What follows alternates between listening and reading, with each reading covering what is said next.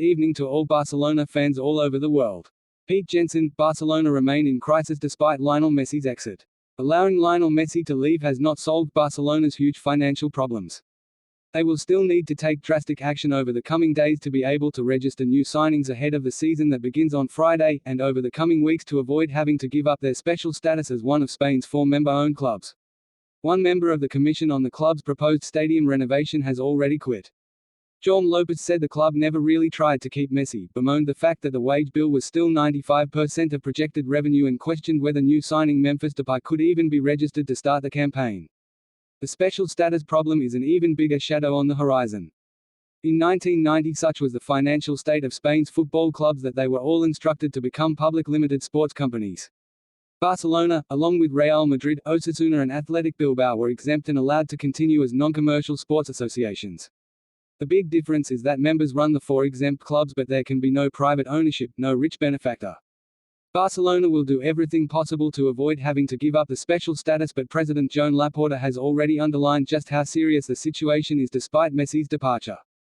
The club last season recorded losses of €487 million, £412 million, and still has to service a debt of €17 billion, £1 billion.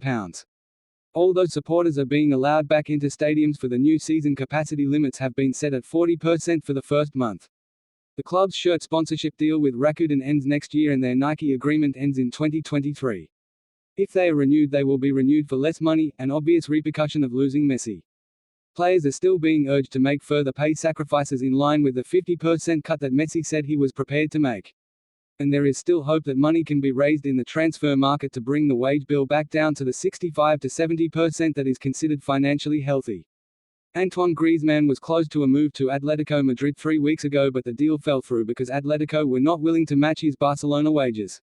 Big earners on long deals are proving almost impossible to shift.